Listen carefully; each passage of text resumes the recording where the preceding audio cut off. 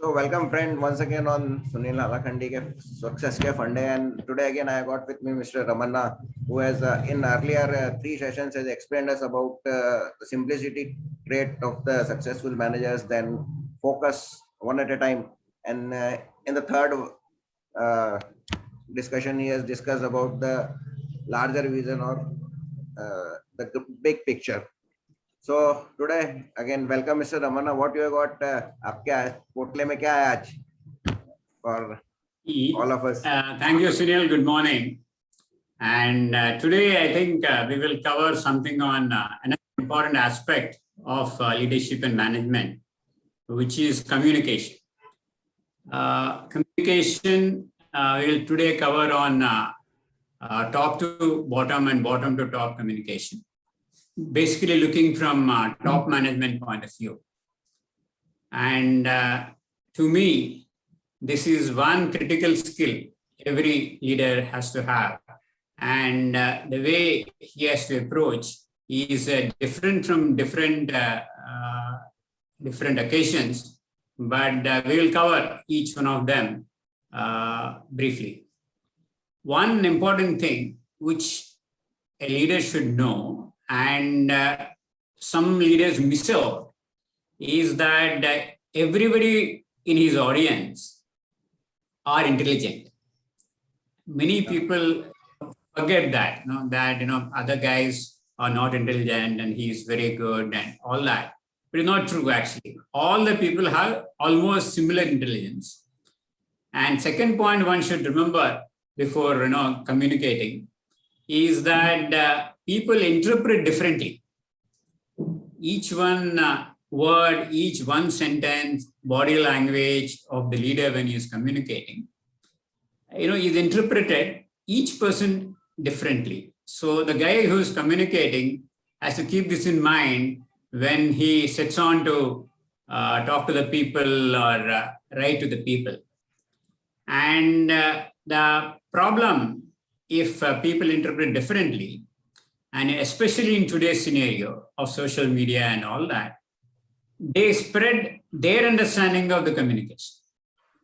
So therefore, all the more it's important for the leader that, you got to be careful on each choice of words, the tone, the sentences, and the way you would address.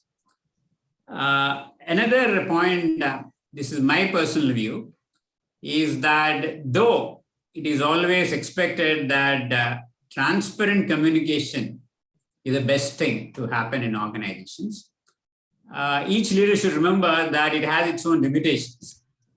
For the reason I explained before, that very transparent communication, since there's a possibility of misunderstanding or misinterpretation, can actually backfire. So it's good to say, yes, communication has to be transparent, everybody has to be, put on the board and all that. But depending on the audience, depending on who is receiving it, depending on the seriousness or complication of the communication, I think one has to be careful on wanting to be how much transparent you would like to be. There also a lot of discussion, talk on something called communicate again and again and all that. Some of the leaders believe in that and they say that.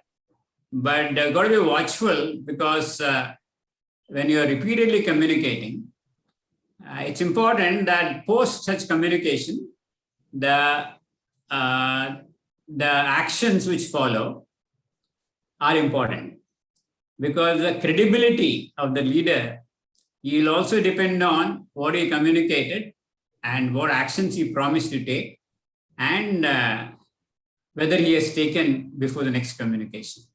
So since communication affects the credibility of the person and therefore the organization, I think one has to be very, very cautious and careful in his choice of the topics to communicate, the sequence, the tone, and the choice of words and sentences. We may say anything, but let's remember that each and every person will see in all the communication that he receives as to what is in it for him, because it's very natural, right? So therefore, choose your communication in such a way that it addresses the audience properly and possibly doesn't leave any questions unanswered. I will try to cover in two parts. One is when some big event occurs, what should be the communication? And second part is which is a normal routine communication. Day-to-day communication. Yeah. See, I'll go with just one thing. I got question. Just on a question you may say that the communication is there are two types of communication. One, you are communicating with one-to-one, or maybe one to a few, 2-3 persons, and the another type of communication is you are communicating it to a large mass. correct. So there in this when you're communicating to one or one to few, you actually know the capability of each one of them.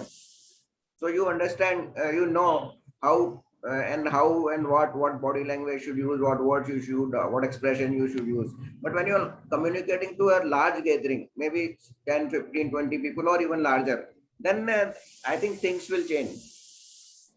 Yeah, I'm only saying that depending on the type of audience and the context, you have to choose the way you would like to communicate, including the choice of words, the subjects you would like to cover, the question that you may answer even before the questions come up. Yes, it is different from audience to audience, but one has to actually prepare. And what suits for one audience is not suitable for another audience. That's what you are trying to also say. And you got to be careful, right? See, especially typically there's an organization structure in all organizations, right? So the best is to communicate through the structure. Okay, that means you talk to your managers and your general managers, and general managers go and communicate to the next level. That could be in a normal routine circumstances. Let's talk about some big events occurring. One difficulty in communicating through the organization structure is that there can be in many communication skill programs, there used to be one game played, is that you give one passage to the first guy and he keeps on communicating and the last guy almost distorts what is first communicated. This is one standard game played in all this communication skills program. So in order that such things don't happen, sometimes it may be best for the chief executive to talk directly to the entire organization so that there is no deterioration. Where in some other times it may be best to go through the organization structure. I go back to, let's say, 99, 2000, when current chairman of L&T, Mr. Naik, when he has taken over as CEO and MD, he had to change the direction of the company to a different trajectory, because that time the share price of L&T is quite low, and there was also in the past an attempt for takeover by some other family. So when he has taken over, he said, and his purpose after initial understanding from consultants and stakeholders, that we have to increase the shareholder value of this company so that any attempt to take over or any such attempts will become to the extent more difficult. Right now, so he had to tell the people, it's not your technical superiority, it is not your execution capability, but in the end, it is a shareholder value, or as we call it, share price in the market, then shareholder. Now, it's a significantly different thinking from what the company had in the past, right? And at the time, the competition was also hotting up in all the areas where L&T was. So Mr. Naik actually, those days, of course, there was no, telecast type of thing, right? So he had visited all offices in India and abroad, all factories, and directly addressed entire employee strength at each place. I think he had more than 100 meetings. He had come to each place and directly addressed to the group directly, and making a very clear point that 1, 2, 3, these are 3 important things. We were good in all these things, but these are things which we'll be looking at. See, that was important because he had to spent that much of energy because he had to turn around the whole company into a different trajectory. When the L&D cement business was taken over by, Birla's, Aditya Birla Group, the final takeover took place around, 5 p.m. on a particular day, May 6, 2004, right? Just 1 hour before that, somebody reaches my office. I was heading a plant in Odisha. So somebody reaches me and gives me a CD saying that the moment it is announced in the TV news channel that yes, this is done now, done deal, signed, sealed. And then you will get a call. And then you call all your employees. And in that CD, there's an address by Mr. Kumar Manglam Birla. And addressing people that, hey, you continue to do the best that you're doing. You're all good guys, good plans, good facilities. It's only a change of management, but it doesn't change your status or your, it assures all the employees. And they didn't want to wait for a minute, immediately, then and there. Apart from the unit heads getting an email from him, we were also told that, because that time, we moved something like from the earlier Mr. Naik, addressing all the people physically. Here we get a communication because we had multiple offices and multiple plants. Recently, for example, we had COVID last year, for example. And COVID had come in and it is completely, very difficult for people to understand what's likely to happen. Everything has come to a standstill. And especially last month to grow, where a lot of projects which are going on, where so many people are involved. This is not something you can do work from home. Okay, work from home only are a few businesses or some service functions in big businesses. But the actual construction has to take place on the ground, and that's with the people, and the people who are migrating, right? So there's a huge panic. And that's when Mr. S.N. Subramaniam, current CEO, had again addressed all the employees through, Teams and webcasts, repeated, directly talking to the people. Not only Mr. S.N. Subramaniam, he that all the directors of the L&D board, each one had spoken for 5-7 minutes each, and then totally a program of 2 hours to address and assure people that we are there to support you. And L&D is a very strong company, so it can take a bit of such troubles and we'll get over it. If you think like that, even in a normal, slightly abnormal event in normal operations, we had in Avarpur one big breakdown of one of our raw mills, which would stop the production of the company. It is for that time estimated to be 3 months, no production. Then our director, Mr. Kanani, had come down to address people and give confidence. Doesn't matter. This is one time, once in a lifetime type of breakdown. And again comes and assures people. I think some of the major events or some of the abnormal events when they occur, I think people will have to take that step of coming and talking to the people directly. And why directly? Because there is no loss in communication from what you intend to do and what. I think this is now practiced by many people, but I think this was something which definitely I have done, and it's definitely important. Now come down to, for example, a routine type of addresses, maybe a typical general manager of a unit or a chief executive of a business, for example.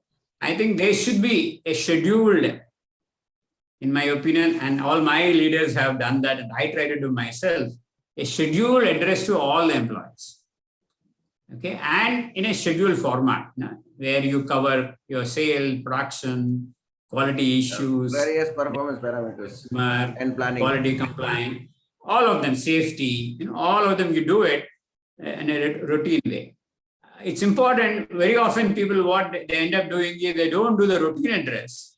But if there is a problem, they would go and address. That I think is to be discouraged. Once you start doing routine, then what happens? You will have a good communication, because in that one should also cover what is happening at the competition, because many of a good part of our organization is internal looking. They won't have the understanding of what's happening outside.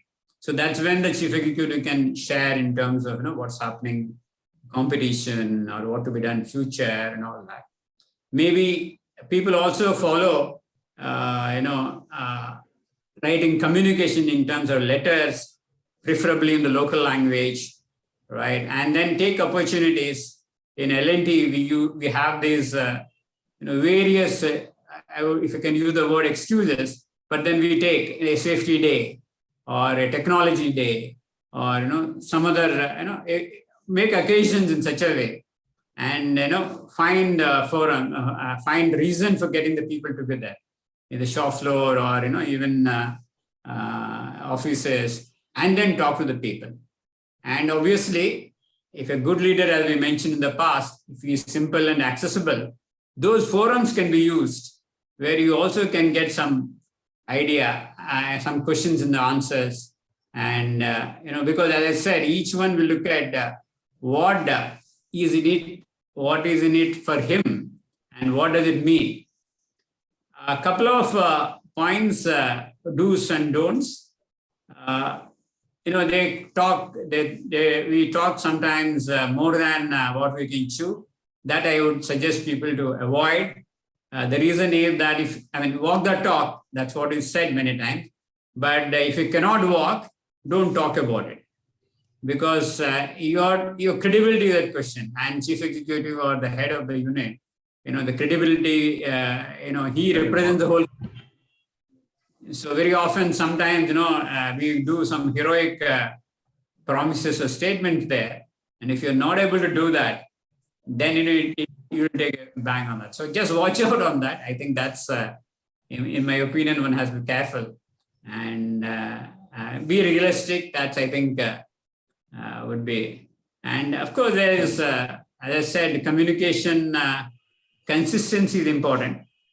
So if you plan that I do once in a month, for example, okay, first Friday or first week, or whatever it is, but you shouldn't be missing out or you should not be delegating to somebody else. In the abnormal circumstances, different. But what I mean is that you should be available, ensure that that's in your calendar, ensure that you don't miss out, because all these make a huge difference. See, for a workman or for a junior supervisor, he doesn't know what are the impact of, Fed bank rate, Fed interest rates gone up or down. For him, what happens to him? Will he have a job? Will he have some increase in salary? That's all. So he will be looking at that part of it. So when you know that sales is up or profitability is all right, or there are no quality complaints, order booking is all right, I have orders for next 6 months, next 8 months, then it is okay with him. For him, it's all right. The company confident he wants. Okay, because very often, I always talk about this, right? You tell somebody, some maintenance engineer, that you should reduce MTBF from so to so and so.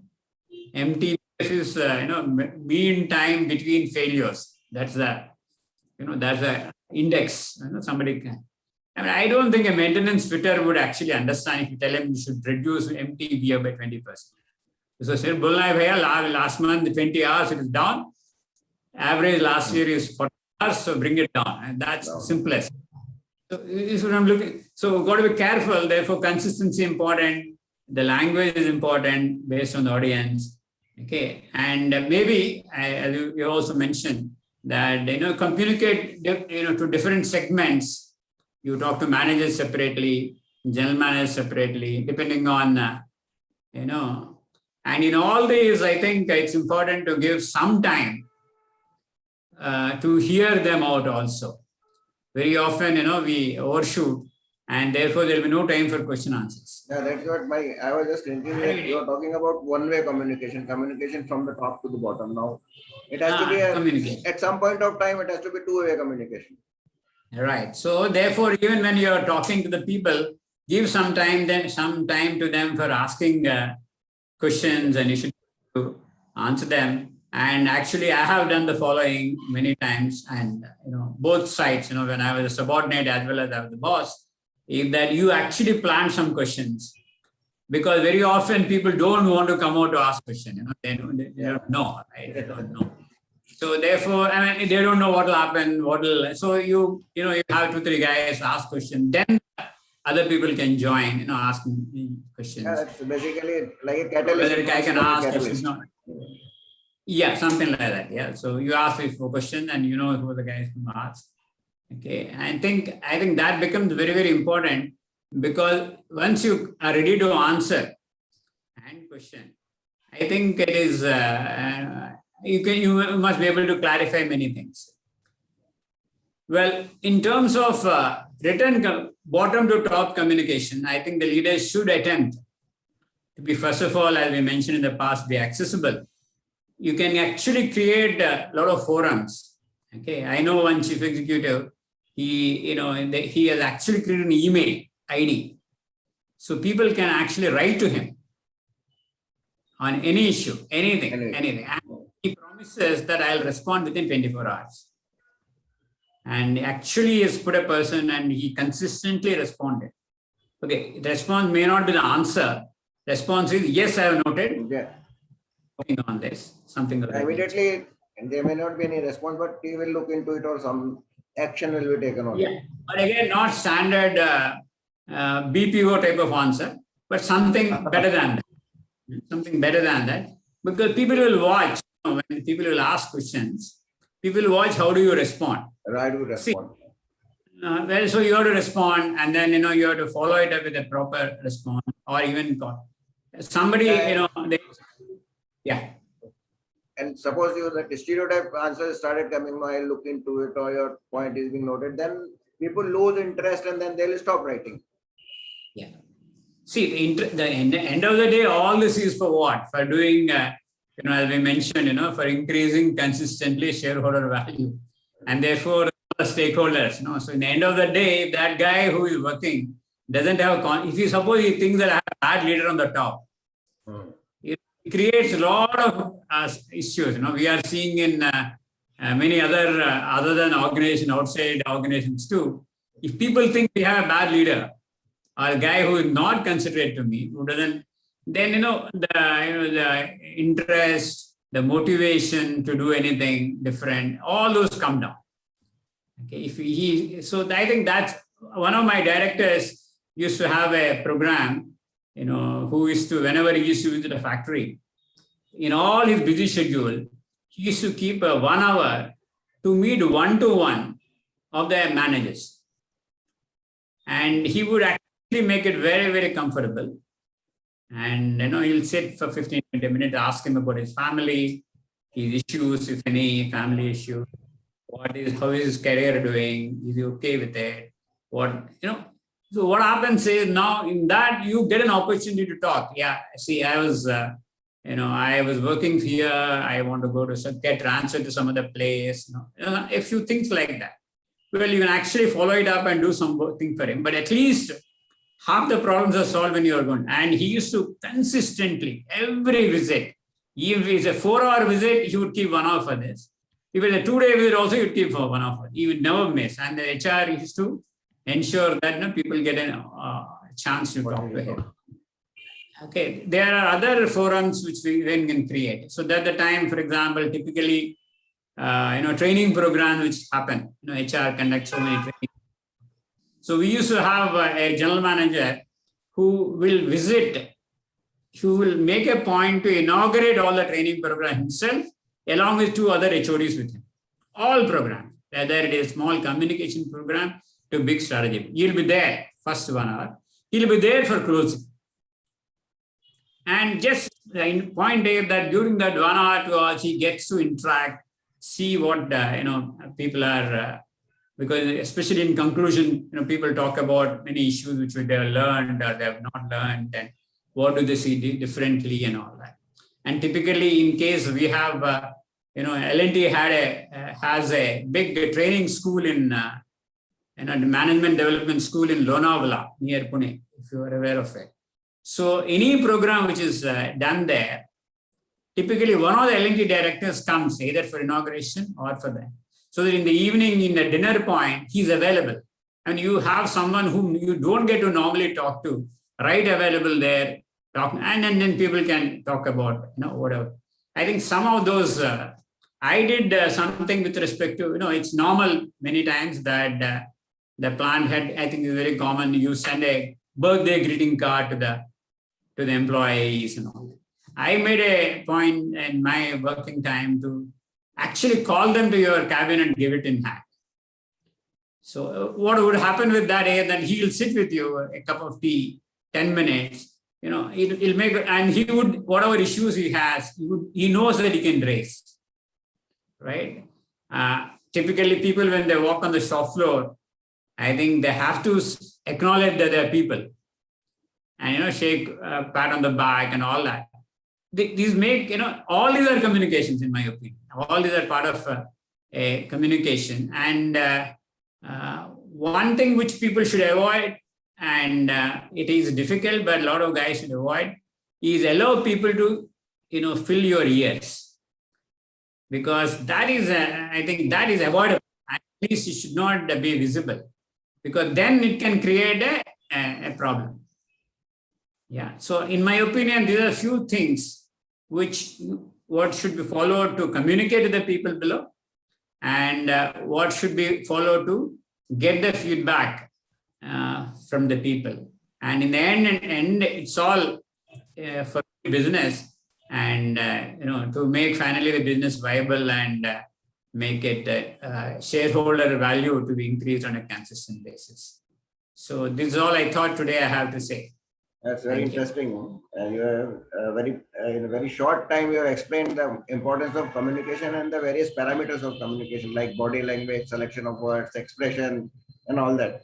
And you have explained both the one-way communication, communication from the top to bottom, and how the bottom should communicate with the top, and how the top should be recipient to the communications and various views from the bottom. So thank you very much, Mr. Ramanna. Shall we close this? Thank you. If you have anything else, if you have anything else to say, final concluding comments.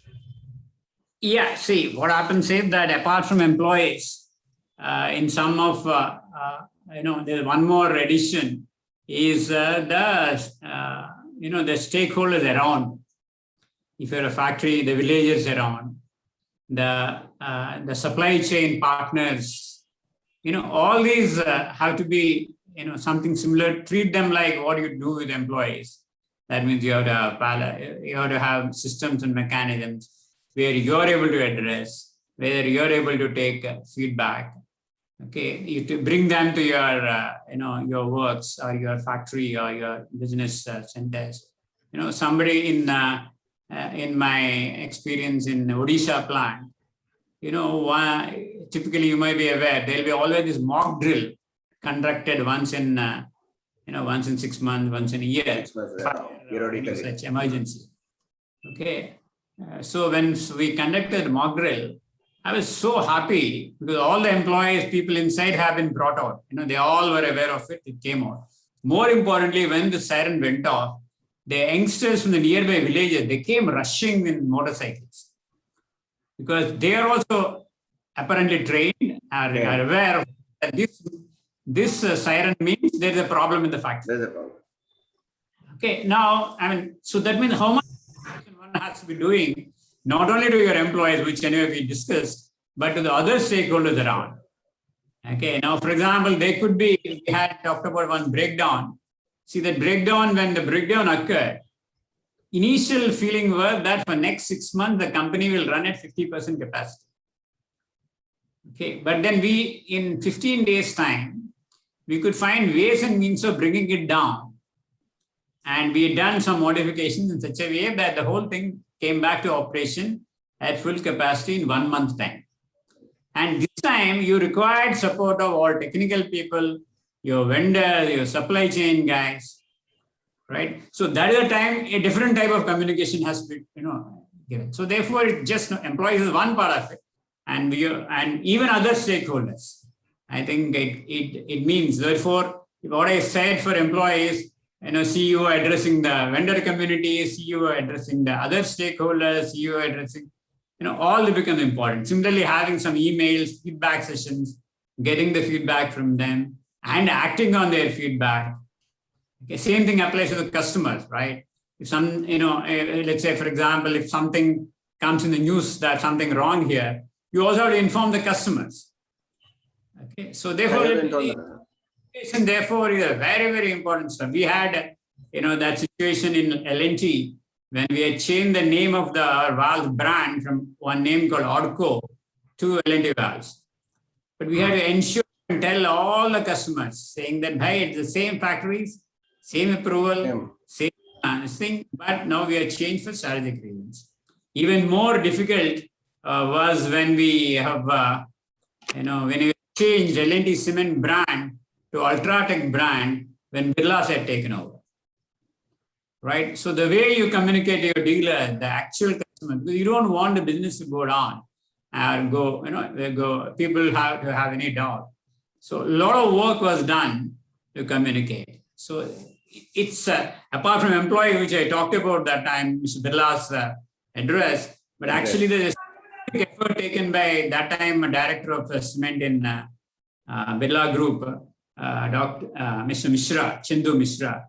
He ensured that he reached each and then had a meeting to say that, well, this is a new management, but the same plant and same factory, same quality assurance. So I think all the stakeholders, it becomes important, and CE has to be I'm not covering the other statutory requirements to the shareholder, that anyway there's a BSc there, NSC there, our guys will do that because there's statutory requirement of communicating to the government and other. I'm only talking about employees and other stakeholders. Thank you. Right. So we conclude this session. Yeah, thank you. Thank you very much. Again, we'll meet on some other subject. Yeah, right. Sure. Right. So thank you, friends, for being with us, and we'll again meet sometime with another topic. So thank you.